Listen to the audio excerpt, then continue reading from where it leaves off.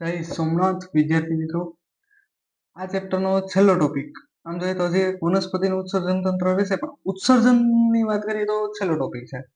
એની અંદર મનુષ્યની અંદરનું જોવા મળશે, પ્રાણીઓની અંદર પણ જોવા મળે ઉત્સર્જન તંત્ર, અને વનસ્પતિઓમાં પણ જોવા મળે. પણ આ ઉત્સર્જન એટલે છે શું? પેલા તો આપણા શરીરની અંદર આપણે ખોરાક ખાધો, ઓક્સિજન લીધો, શ્વસન કર્યું એટલે ત્યાં ખબર પડી ગઈ તમને ઓક્સિજન ત્યાં લેવામાં આવે, હૃદય છે એ પોતાનું કાર્ય કરે. પણ જે આપણે ખોરાક લીધો, પાણી આપણે પીએ છીએ, આ બધો ખોરાક લીધેલો છે એ જાય ક્યાં?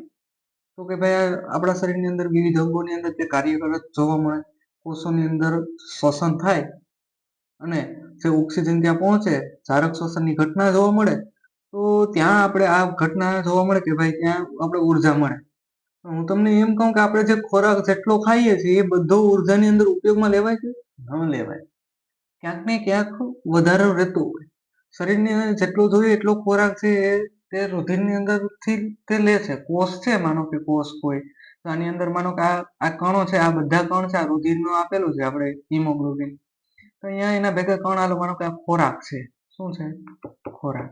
હવે માનો કે જરૂરિયાત કેટલી થાય? તો કે ભાઈ જરૂરિયાત તો એટલી થાય, એનો ઉપયોગ કરીને પણ ઉર્જા મેળવી લીધી. બાકી બીજા વધારાનો છે એનું શું થાય? તો એ એના ભેગો રુધિરની સાથે ફરતો જોવા મળે. હવે તો આ વધારાનું માનો કે પાણી છે, ગ્લુકોઝ છે, તો એની જરૂરિયાત નથી તો એનું કરવાનું શું? સતત ફરે રાખે તો અમુક સમયે ઝેરી બની જાય, આપણા શરીરને નુકસાન પહોંચાડી શકે. વનસ્પતિઓની અંદર પણ માનો કે ખોરાક બની ગયો, સંગ્રહ પામી લીધો, પણ જરૂરિયાત નથી ત્યારે તેનો બહાર નિકાલ કરવો પડે. કે જેમ આપણે આપણા માનો કે નાહવા જઈએ તો જે પાણીનો ઉપયોગ થાય એટલું પાણીનો ઉપયોગ લેવાય આપણા શરીરની અંદર, શરીરને ચોટે. પણ બીજું જે વધારાનો મેલ છે એ તમે કાઢો તો એ એક નળી દ્વારા શું થાય કે બહાર નિકાલ થતો હોય કે ખાડાની અંદર, ખાડાની અંદર થતો જોવા મળે. આ જ રીતના મનુષ્યની અંદર પણ પાચન છે, ખોરાકનો સંગ્રહ થયો હોય, પાણીનો સંગ્રહ થયો હોય, એને નિકાલ માટે શેની જરૂરિયાત પડે? ઉત્સર્જનની જરૂરિયાત પડે. જો પાણી જેવા લિક્વિડ પદાર્થો માટે આપણે મૂત્રનો ત્યાગ કરીએ અને ઘન પદાર્થો જે વધારાનું મળ છે એ જો ત્યાગ થાય, એ મળાશયની અંદર ત્યાગ થાય. તો એ તો આપણે જોઈ ગયા કે મળાશયની અંદર જે નાના આંતરડામાંથી પછી મોટા આંતરડામાં, મોટા આંતરડામાંથી જે વધારાનું મળ છે એને ત્યાંથી નીકળી જાય. પણ હવે ઉત્સર્જન એટલે આપણા શરીરની અંદર આવા નકામા જે પદાર્થો ફરે છે એ આપણું બ્લડ છે એને ગાળવું પડે. ગાળી નાખીએ એટલે તે શુદ્ધ પાણી. તમે જોતા હોય કે ઘણી જગ્યાએ જે ગટર છે, ગટર, એ ગટરનું પાણી છે, ગટરનું પાણી, એ ગટરનું પાણી સ્વચ્છ કરવાના પ્લાન્ટ હોય. એ સ્વચ્છ કરવાના પ્લાન્ટમાં શું હોય? તો વધારાનો કચરો અલગ હોય છે ને શુદ્ધ પાણી છે અલગ નીકળી જાય. આવી ઘટના આપણે જોઈ શકીએ કે જે આપણા શરીરની અંદર પણ થતી જોવા મળશે. એની વાત કરવાની છે. ઉત્સર્જન તંત્રની આપણે વાત કરીએ તો શું કીધું કે ચયાપચયની ક્રિયાને ઉદ્ભવેલ નાઇટ્રોજન યુક્ત પદાર્થોનો નિકાલ કરવો જરૂરી છે. ધારક ક્રિયા પ્રક્રિયા બાદ હાનિકારક જે ચયાપચયના ઉત્સર્ગ નકામા પદાર્થો છે જેનો નિકાલ આપણે કરવો પડે, જેને શું કહેવામાં આવે? ઉત્સર્જન કહેવામાં આવે. અને તમે સમજાવી દીધું. જો માનવમાં ઉત્સર્જન તંત્ર જોવા મળે તો એની અંદર કયા કયા પેલા અંગો કાર્યરત છે એની વાત કરીએ તો મૂત્રપિંડ છે, એક જોડ જોવા મળે, એટલે કે બે મૂત્રપિંડ જોવા મળશે, એક જોડ મૂત્રવાહિની, બે મૂત્રવાહિનીઓ જોવા મળશે, અને એક મૂત્રાશય કે જે મૂત્રાશય એટલે કે મૂત્રનો સંગ્રહ કરતું જોવા મળશે. આ છે તમારી કિડની છે. શું છે? કિડની.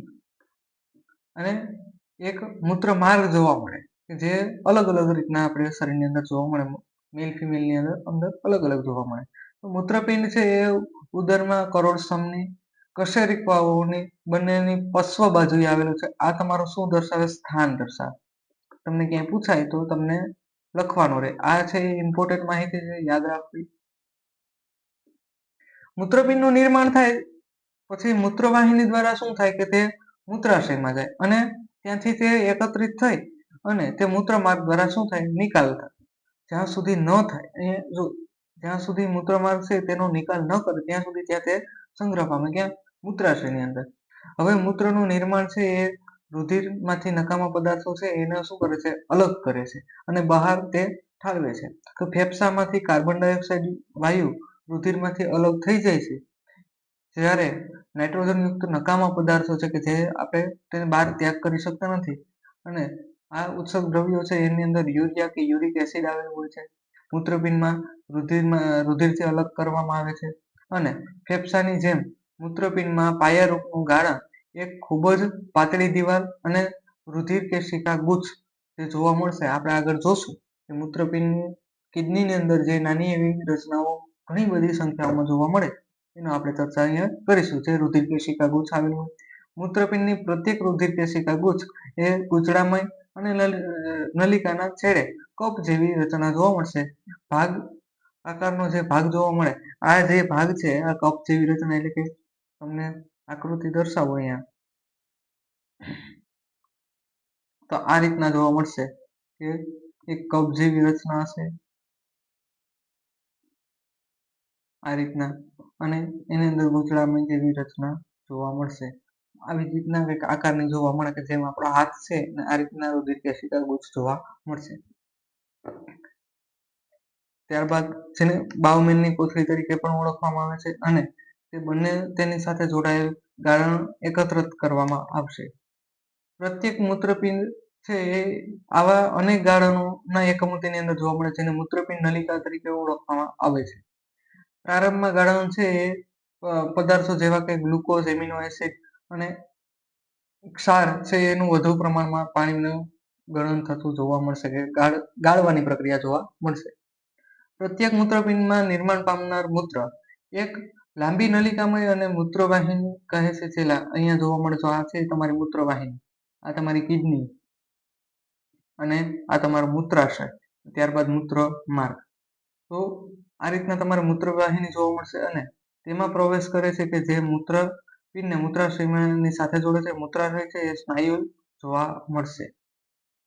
ત્યારબાદ આ ક્રિયા છે એ ચેતાનું શું કરે છે, નિર્માણ કરે છે, નિયંત્રણ કરે છે, કે આપણે જ્યારે મૂત્રની જરૂર મૂત્રને ત્યાગ કરીએ ત્યારે તે મૂત્ર ત્યાગ થતો જોવા મળશે. કૃત્રિમ મૂત્રપિંડ છે એ નાઇટ્રોજનયુક્ત ઉત્સર્ગ દ્રવ્યોને રુધિરમાંથી શું કરે છે, ડાયાલિસિસ દ્વારા તે બહાર કાઢે છે. ઘણા વ્યક્તિને મૂત્રપિંડ છે, મૂત્રપિંડ એ બગડી જાય, જ્યારે એ બગડી ગયું એટલે કે એના કોઈ ટેકનિકલ એટલે કે ટૂંકમાં કોઈ વાયરસ કે કોઈ એવી બીમારીથી તે નાશ પામે એટલે કે બંધ થઈ જાય કામ કરતું, ત્યારે શું કરવામાં આવે, ડાયાલિસિસ. જ્યાં સુધી કિડની ન બદલે ત્યાં સુધી તેનું ડાયાલિસિસ કરવામાં આવે. આ તમે ઘણી જગ્યાએ ઘણા દર્દીઓ પાસે માહિતી લઈ શકો એ હોય એને તમને ખબર પડે કે ડાયાલિસિસ કઈ રીતના થતું જોવા મળશે. નલિકાઓ છે એ ડાયલાઇઝર પ્રવાહી દ્વારા ઢાંકેલી ટાંકીમાં લગાડેલું હોય છે. ડાયલાઇઝર છે એ પ્રવાહીમાં આશ્રુતિ દાબ એટલે કે રુધિર આકૃતિમાં દર્શાવ્યા મુજબ રુધિર જેવો નાઇટ્રોજનયુક્ત જે દ્રવ્યો હોતા નથી, તે છે અહીંયા થોડીક માહિતી છે એ તમારે જોવા મળે. પણ અહીંયા આ ડાયાલિસિસની બાબતને આપણે ભૂલી જઈએ, પણ અહીંયા શું કીધું કે 180 લીટર જેટલું પ્રારંભિક નિષેધન મૂત્રપિંડમાં થતું જોવા મળશે. જો એક દિવસમાં ઉત્સર્જિત મૂત્રનો ત્યાગ નિકાલ 1 કે 2 લીટર થાય તો બાકીની નલિકાઓ છે એ શું છે, પુનઃ શોષણ થાય છે, કે ત્યાંથી તે પાછું પુનઃ શોષણ પામતું જોવા મળશે. આ હતું મૂત્રપિંડ. જો અહીંયા તમને સામાન્ય માહિતી દર્શાવી તો આ બાઉમેનની કોથળી, અહીંયા આ છે એ રુધિર છે એ અહીંયાથી પાછું જતું જોવા મળશે. અહીંયા રુધિર એન્ટર થાય અને શું થાય, રુધિરનું શુદ્ધિકરણ, એટલે કે પેલા બાઉમેનની કોથળીમાં આકૃતિ તમારી બુકની અંદર ડિટેલમાં આપેલી છે, એમાં જોઈ લેવી એટલે તમને ખબર પડી જાય. એટલે આ રીતના તમારે આકૃતિ છે એ કઈ રીતના દોરવી એનો પણ એક વિડીયો મેં મૂકેલો છે, તે જોઈ લેજો અહીંયા. પછી વનસ્પતિઓમાં ઉત્સર્જન. વનસ્પતિમાં ઉત્સર્જન કઈ રીતના જોવા મળે, કે વનસ્પતિઓ છે એ ની અંદર પણ ઘણા એવા પદાર્થો છે કે જેની જરૂરિયાત નથી, તો એને પણ ત્યાગ કરવાનો હોય તો પ્રકાશસંશ્લેષણ દ્વારા શું થાય, કે ઓક્સિજનનું નિર્માણ, ઓક્સિજનનું નકામી નિપજ તરીકે નિર્માણ થાય છે. અને વનસ્પતિ છે એ ઘણી પેશીઓ શું છે, મૃત પામેલી હોય તો તેઓ કેટલાક ભાગ છે એ ત્યાં પર્ણોમાં શું કરે છે, નાશ પણ કરે છે. બધી વનસ્પતિઓ ઉત્સર્ગ દ્રવ્યોને કોષીય રસધાનીમાં સંગ્રહ પામી અને વનસ્પતિઓને પર્ણોને ઉત્સર્ગ દ્રવ્યોનું સંચયન પામે છે. એટલે સામાન્ય રીતના અમુક વનસ્પતિઓ તેને જાતે તે પર્ણોને સૂકવી નાખે અને ખેરી નાખે, અથવા તે પીળા થઈ ગયા હોય, પીળા જેવા જોવા મળે, તો આના કારણે શું થાય, કે તે ઉત્સર્ગ દ્રવ્યોનો ત્યાગ કર્યો જોવા મળશે તમને. અન્ય ઘણી રીતના જોવા મળે તો એક રેઝિન છે, રેઝિન નામનો પદાર્થ બહાર નીકળે, અથવા ગુંદર જેવી રચના તમને જે બહાર નીકળે એ શું છે, એ વનસ્પતિનું ઉત્સર્જન છે. જે ઉત્સર્ગ પદાર્થો છે, વનસ્પતિ કેટલાક દ્રવ્યોને પોતાની આસપાસ ભૂમિમાં ઉત્સર્જિત કરે છે, તો આ રીતના તે ઉત્સર્જન થતું જોવા મળશે. આના રિલેટેડ તમારી બુકની અંદર જે પ્રશ્નો આપેલા છે એ તમારે પ્રશ્ન અહીંયા છે તો જોઈ લેજો. ઓકે, તો વિડીયો તમને જોવા મળશે, સ્ક્રીનશોટ પાડી લેવો. આ પહેલો પ્રશ્ન છે, ત્યારબાદ આ બીજો પ્રશ્ન, એનો પણ સ્ક્રીનશોટ તમે પાડી શકો. ત્યારબાદ આ ત્રીજો પ્રશ્ન અને આ સ્વાધ્યાય છે એના પ્રશ્નો નેક્સ્ટ વિડીયોમાં લઈ લઈશું આપણે. ઓકે, અસ્તુ, જય હિન્દ, જય ભારત.